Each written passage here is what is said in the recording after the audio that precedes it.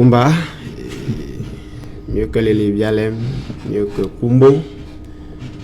je vais mieux que Bambili, mais je vais encore mieux que la prison centrale de Douala,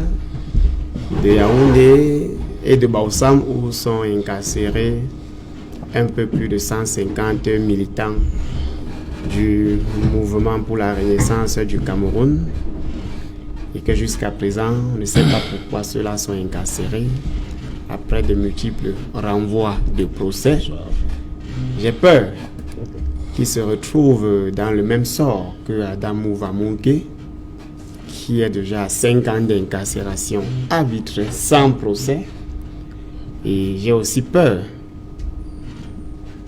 que notre pays finisse par devenir le président de la Champions League mondiale des incarcérations arbitraires. Quant à moi, physiquement je vais mieux, mais moralement, sachant que mes camarades, mes amis politiques sont incarcérés pour rien. J'ai vu une image qui m'a fait couler une larme. C'était le porte-parole du président Maurice Kamto qui voyait sa fille pour la première fois dans un tribunal, alors que cette fille est venue au monde lorsque lui il a été arrêté chez lui, devant cette fille étant encore dans le ventre de sa mère, et accusé de tentatives, des révolutions, de manifestations, même de terrorisme, sauf que tout cela s'est passé lorsqu'il était assis sur le canapé chez lui. Donc,